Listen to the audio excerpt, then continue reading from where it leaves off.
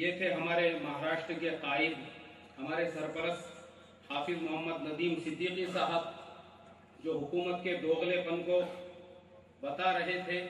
انہی کے اس جو دوغلا پن انہوں نے ظاہر کیا، اس پہ میں ایک شعر کہتا ہوں علامہ اقبال رحمۃ اللہ علیہ کا۔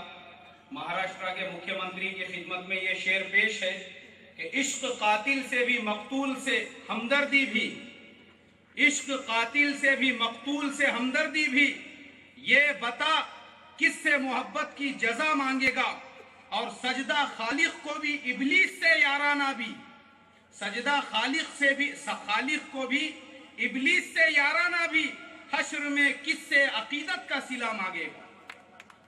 اب میں بغیر کسی تاخیر کے ہمارے قائد، ہمارے سرپرست، قائد ملت اور جنرل سیکریٹری جمعیت علماء ہند جناب حضرت مولانا سید محمود اسعد مدنی صاحب دامت برکاتہم کو دعوت دیتا ہوں کہ حضرت ہم تمام کی رہبری فرمائے، رہنمائی فرمائے اس شعر کے ساتھ۔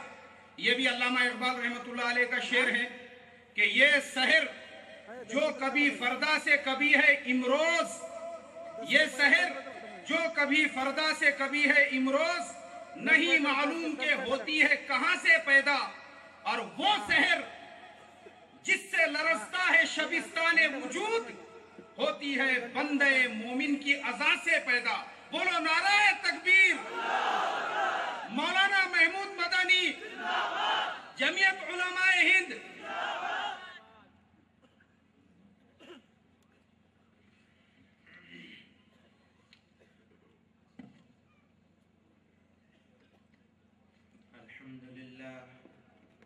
الحمد لله نحمده ونستعينه ونستغفره ونؤمن به ونتوكل عليه ونعوذ بالله من شرور أنفسنا ومن سيئات أعمالنا، من يهده الله فلا مضل له ومن يضلله فلا هادي له، ونشهد أن لا إله إلا الله وحده لا شريك له، ونشهد أن سيدنا ومولانا محمدا عبده ورسوله صلى الله تعالى عليه وعلى آله وصحبه وبارك وسلم۔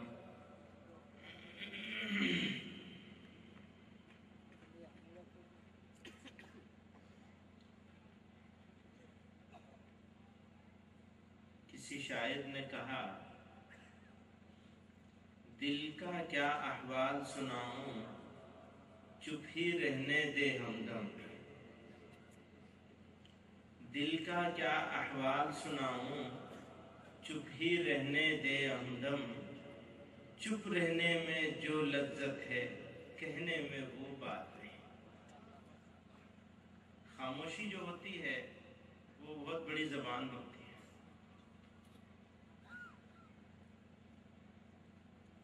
اور خاموشی سے بڑی کوئی زبان نہیں ہو سکتی۔ جو بادل گرجتے ہیں وہ برستے نہیں، اور برسنے والے بادل جو ہے وہ عموماً گرجتے تھے۔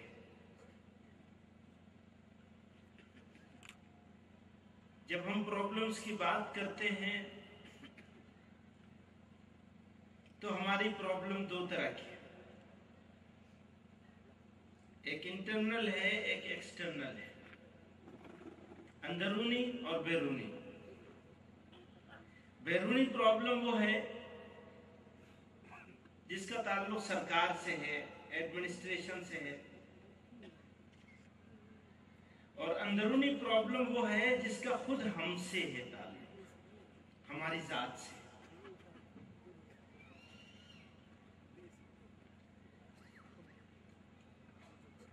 بیرونی پرابلم کے سلوشن کے لیے جتنی لڑائیاں لڑی جانی چاہیے وہ لڑی جائیں، اور ضرور لڑی جانی چاہیے، لیکن کیا ہم کسی ایسی لڑائی میں کامیاب ہو سکتے ہیں جس کو ہم اندرونی پرابلمز کو سولو کیے بغیر شروع کر دیں،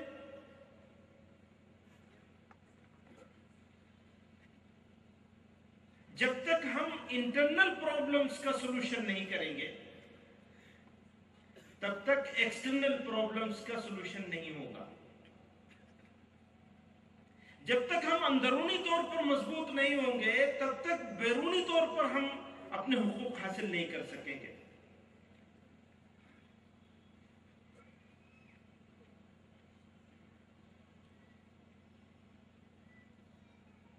آج کے زمانے میں سب سے بڑا ہتھیار کیا ہے؟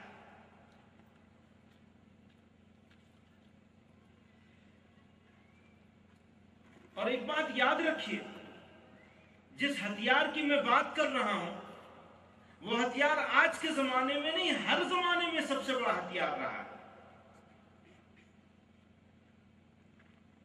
وہ کیا ہے؟ علم، نالج۔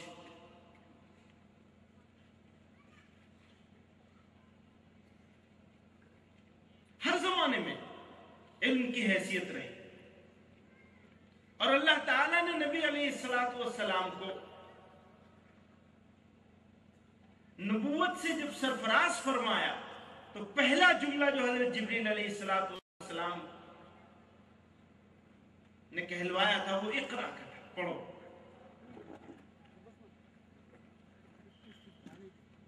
رسالت مآب صلی اللہ علیہ وسلم کے پاس حضرت جبریل علیہ السلام تشریف لائے اور یہ فرمایا پڑھو، اقرا، اس رب کے نام سے جس نے تمہیں بنایا، پیدا کیا۔ تو علم، نالج ہر زمانے میں، اسلامی نقطہ نظر سے اگر آپ دیکھیں گے، بے شمار احادیث اور قرآن کریم کی علم کی اہمیت اور فضیلت پر۔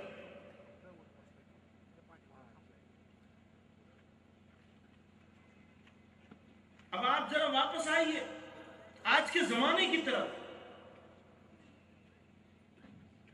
تو یقین جانیے آج کے زمانے میں کرائسس ہے، بحران ہے،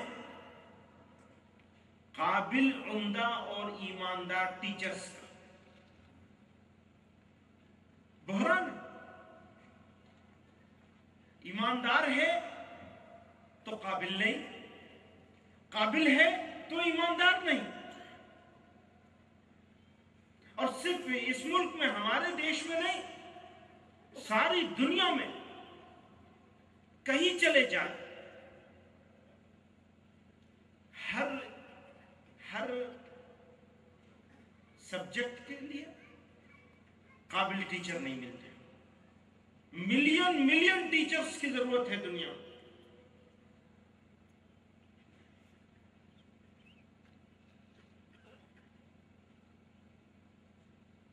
اور جس کے اندر صلاحیت اور قابلیت ہے، معافی کے ساتھ ریزرویشن کی بات کر رہے تھے حافظ ندیم صاحب، ہر ممکن لڑائی لڑی جائے گی ریزرویشن کے لیے، لیکن یاد رکھیے یہ صرف ایک چھوٹا سا حصہ ہے۔ آپ کو ریزرویشن مل بھی جائے گا انشاءاللہ تو بھی پرابلم سولو ہونے والی نہیں ہے۔ مسئلہ حل نہیں ہوگا خالی ریزرویشن سے، مسئلہ حل ہوگا آپ کی صلاحیت اور قابلیت سے۔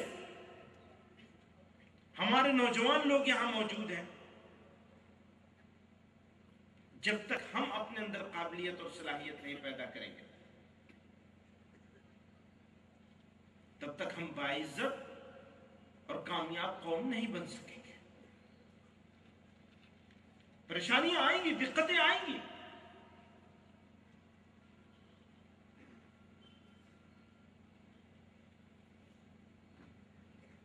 لیکن ان دقتوں سے لڑنا یہی ایک زندہ قوم کی علامت اور پہچان ہے۔ زندہ اقوام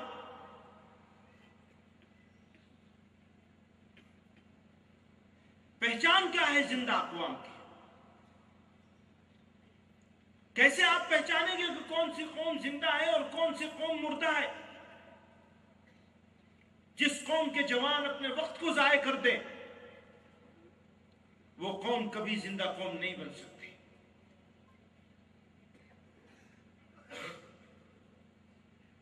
جس قوم کے لوگ اپنے قوم سے، اپنے ساتھیوں سے، اپنے بھائیوں سے حسد کرنے لگے. حسد کا مطلب سمجھتے ہیں؟ جلنے لگے. اپنے لیے نہیں چاہیے، بھائی کو نہیں ملنا چاہیے، اپنے کو ملے یا نہ ملے. معاف کریے گا، میں آپ سے کچھ نہیں کہہ رہا ہوں. میں تو صرف قوم کی زندگی کی علامتیں بتانا چاہ رہا ہوں. آج مجھے موقع ملا ہے یہاں یہ شہر، میں ہمیشہ یہ بات کہا کرتا ہوں کہ اگر کسی کو موسم کا مزہ لینا ہو زندگی میں تو وہ اپنا گھر بنگلور میں جا کے بنا لے، اور کسی کو کام کرنے کا مزہ لینا ہو تو وہ پونے اور بمبئی میں اپنا گھر بنا لے. یہ شہر ایسا شہر ہے کہ اگر کوئی محنت کرنا چاہے تو تعلیم کے مواقع جس طرح اس شہر میں موجود ہیں دوسری کسی جگہ مشکل سے ملیں گے. انوائرمنٹ ہے یہاں، ماحول ہے یہاں.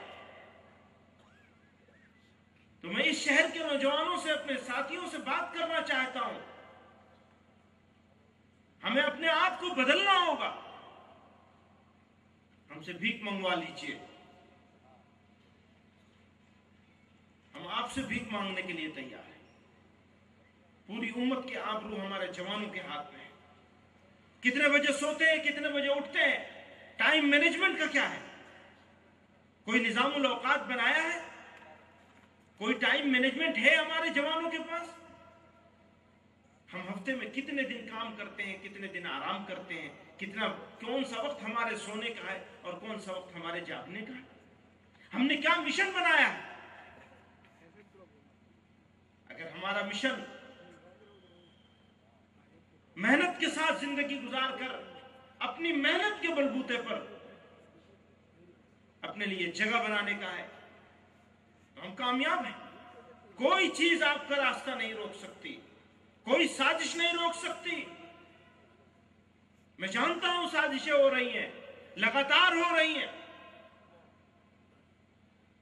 ان سے ٹکر لینے کے طریقے پر بھی میرا اختلاف ہے.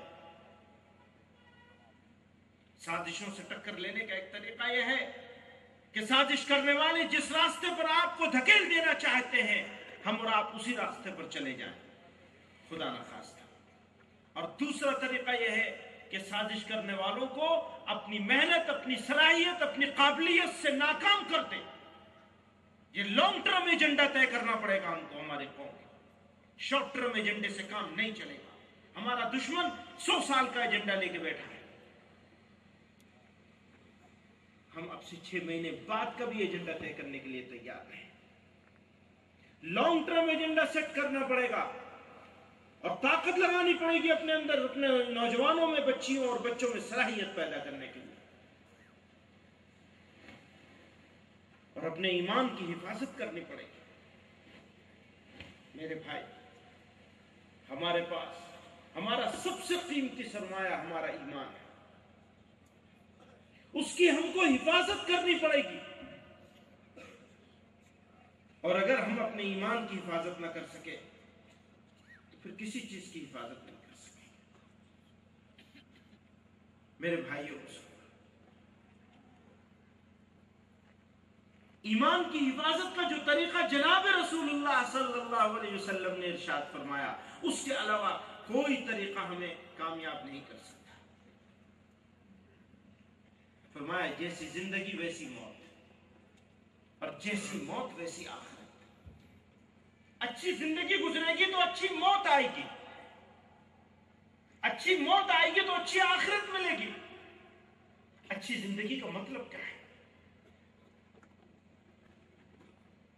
جو میں ٹائم مینجمنٹ کی بات کر رہا ہوں، جو میں بات کر رہا ہوں اپنے اندر سچائی پیدا کرنے کی، جو میں بات کر رہا ہوں حسد سے دور ہو جانے کی. بھول جائیے حسد کرنا. اپنی شخصیت کی تعمیر کیجئے. ہمیں اپنی شخصیت بنانی ہے, دوسرے کی طرف نہیں دیکھنا. بہت ہو گیا, بڑا تماشا ہو گیا, بس ہمیں اپنے آپ کو بدلنا ہوگا. اگر ہم لوگ اپنے آپ کو بدلنے کے لیے تیار ہو جائیں تو جن کے دل میں دشمنی ہے ان کے دل میں محبت پیدا ہو جائے. نفرت کا جواب نفرت سے نہیں دیا جا سکتا. یاد رکھیے, نفرت کا جواب نفرت سے نہیں دیا جا سکتا. نفرت کا جواب محبت سے دیا جا سکتا ہے. دشمنی کا جواب دشمنی سے نہیں دیا جا سکتا. دشمنی کا جواب دوستی سے دیا جا سکتا ہے. جہالت کا جواب جہالت سے نہیں دیا جا سکتا. وَإِذَا خَاطَبَهُمُ الْجَاهِلُونَ قَالُوا سَلَامًا. قرآن کہہ رہا, اللہ کہہ رہے, اللہ تعالیٰ ارشاد فرما رہے ہیں, تمہارا اگر خطاب کبھی, تمہاری گفتگو, تمہاری بات چیت, تمہارا سامنا اگر جاہلوں سے ہو جائے تو تم کہہ دو بس سلام ہے آپ کے اوپر, نکل جاؤ راستے سے, بچ کے نکل جاؤ. جہالت کا جواب علم سے دیا جا سکتا ہے, جہالت سے نہیں دیا جا سکتا. زور سے بولنے کا جواب خاموشی سے دیا جا سکتا ہے. میرے بھائیوں کو سنو,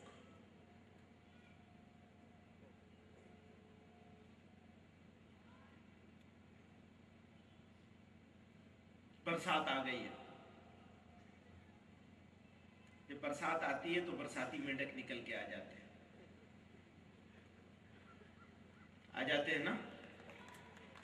کتنے دن کی زندگی ہوتی ہے ان کی؟ کچھ نہیں ہوتی.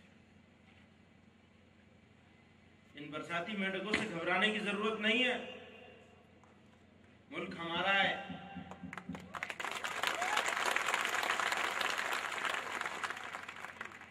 کوئی آئے اور کوئی جائے, انشاءاللہ ہمارا آپ کا کچھ نہیں ہوگا. کوئی آئے اور کوئی جائے.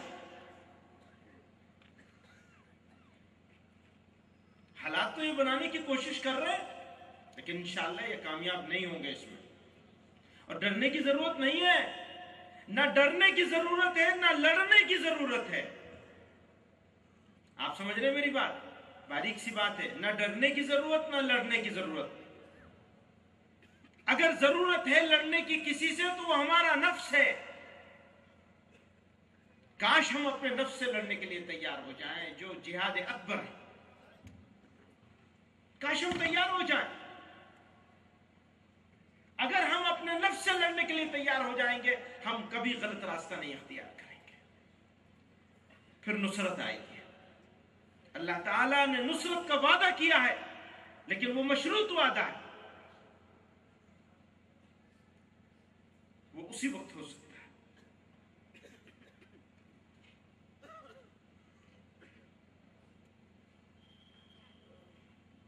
میرے بھائیو بزرگوں, میری حیثیت نہیں ہے کہ میں آپ لوگوں کو سمجھاؤں. یہ پونا جو ہے وہ شہر علم ہے. یہاں مواقع ہیں قابلیت اور صلاحیت پیدا. کچھ ایسے لوگ ہیں, کچھ ایسے علاقے ہیں جہاں ہم اگر ان سے یہ بات کہیں کہ اپنی قابلیت پیدا کرو تو ان بیچاروں کے پاس موقع اور اپورچونٹی نہیں ہے. اس شہر کے پاس یہ اپورچونٹی ہے. تو میرا دل چاہا کہ میں یہ باتیں کہہ دوں.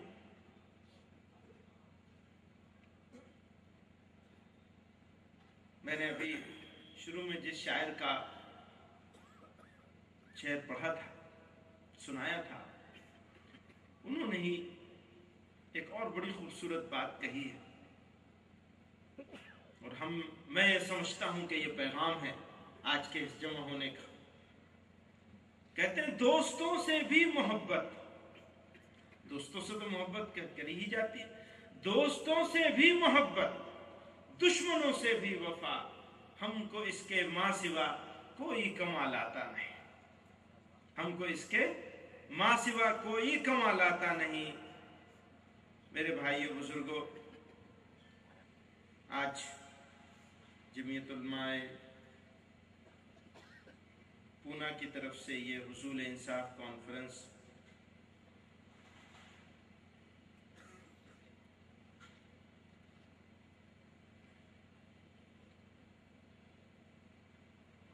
یہاں آپ لوگوں کے بیچ میں موجودگی میرے لیے یہ اپورچونٹی تھی، اپورچونٹی ہے،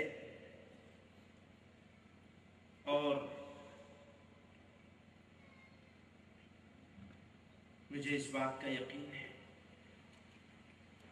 کہ اگر یہاں مجمع میں موجود ایک جوان بھی یہ عزم لے کر کھڑا ہو گیا کہ ہاں ہم اپنا وقت ضائع نہیں کریں گے، ہم اپنے اندر صلاحیت پیدا کریں گے، ہم غصے کا جواب غصے سے نہیں دیں گے، ہم نفرت کا جواب نفرت سے نہیں دیں گے، ہم اپنے بھائیوں سے حسد نہیں کریں گے،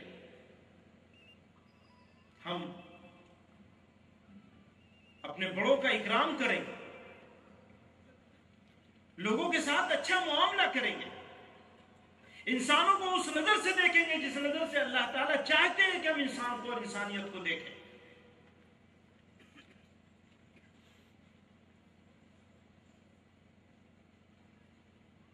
اگر کوئی برائی کر رہا ہے تو اس کے لیے دل میں برائی نہیں بلکہ اس کے لیے دل میں بھلائی کا جذبہ ہو۔ یہ اسلام کے تقاضے ہیں، ان پر ہم عمل کریں۔ ایک نوجوان بھی اگر تیار ہو گیا، میں سمجھوں گا ہمارے سب کے یہاں جمع ہونے کا انشاءاللہ مقصد میں ہم کامیاب ہوں گے۔ اور اگر سب لوگ تیار ہو جائیں اس بات کے لیے، یہاں موجود جوان لوگ سمجھ لیجئے جوانوں کے ہاتھ میں ہماری عزت اور آبرو، ملت اسلامیہ ہند کے آبرو ہمارے جوانوں کے ہاتھ میں۔ اگر ہمارا جوان سدھر جائے گا، اگر ہمارا جوان اپنی قیمت کو پہچان لے گا، اپنے آپ کو ضائع ہونے سے بچا لے گا، تو پھر انشاءاللہ ہماری نسلوں کو کوئی ذلیل نہیں کر سکے گا۔ انشاءاللہ عزت ہمارے گھر کی باندھی ہوگی، ہم لوگوں کی ضرورت بن جائیں گے، لوگ ہمارے پیر دھو کے پیئیں گے، ان کے پاس راستہ نہیں ہوگا ہمارے بغیر۔ میرے بھائی اور بزرگوں، اللہ تعالی ہمارے یہاں جمع ہونے کو قبول فرمائے اور ہمیں اپنی زندگیوں کو تبدیل کرنے کی توفیق عطا فرمائے، اور حالات تو لوگ ایسا بنانے کی کوشش کر رہے ہیں کہ اپنی ہی بستی میں ہم سے بس اسی کو سنا کے بیٹھ جاؤں گا، اپنی ہی بستی میں ہم سے اپنی ہی بستی کے لوگ، اپنی ہی بستی میں ہم سے اپنی ہی بستی کے لوگ پوچھتے ہیں کون سی بستی کے ہو، کیا نام ہے؟ وآخر دعوانا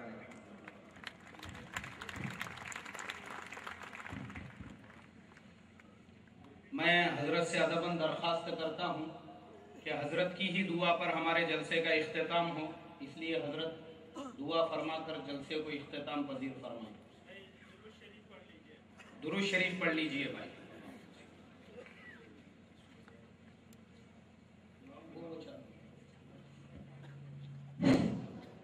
اللهم ربنا آتنا في الدنيا حسنة وفي الآخرة حسنة وقنا عذاب النار اللهم ربنا لا تزغ قلوبنا بعد إذ هديتنا وهب لنا من لدنك رحمة إنك أنت الوهاب اللهم ربنا ظلمنا أنفسنا وإن لم تغفر لنا وترحمنا لنكونن من الخاسرين واعف عنا واغفر لنا وارحمنا أنت مولانا فانصرنا على القوم الكافرين۔ اے اللہ ہمارے گناہوں کو معاف فرما، ہماری خطاؤں سے درگزر فرما، الہ العالمین ہمارے حال پر رحم فرما، اے اللہ ہماری زندگیوں کو تبدیل فرما، اے اللہ ہماری سستی کو دور کر دے، اے اللہ ہمیں چست بنا دے، اے اللہ ہمیں محنت سے زندگی گزارنے کی توفیق عطا فرما۔ اے کریم آقا ہمارے حال پر رحم فرما۔ اے اللہ ہمیں ہر طرح کے ظلم سے بچا لے۔ اے اللہ ہمیں مظلوم ہونے سے بھی بچا لیجئے۔ اے کریم آقا ہمیں ظالم ہونے سے بھی بچا لیجئے۔ اے اللہ ظالم ہونا تو بہت خراب ہے، اے اللہ آپ ہمیں ظالم ہونے سے بچا لیجئے۔ ہر طرح کی دہشت سے امن عطا فرمائیے۔ اے اللہ ہمارے ملک کو، ہماری سرزمین کو بھی امن کی جگہ بنا دیجیے۔ اے اللہ ظالموں کے دلوں کو بدل دیجیے۔ اے کریم آقا ہمارے حال پر رحم فرما دیجیے۔ اے اللہ ہمیں حسن خاتمہ عطا فرما دیجیے۔ اے اللہ ایمان پر خاتمہ نصیب فرما دیجیے۔ یا اللہ بیماروں کو شفا عطا فرما دیجیے۔ قرض داروں کے قرضوں کی ادائیگی کی سبیل فرما دیجیے۔ الہ العالمین ہمارے والدین، مشائخ، اساتذہ، دوست، احباب، رشتہ دار، جو لوگ بھی اس دنیا سے گزر گئے، سب کو مغفرت و رحمت سے نواز۔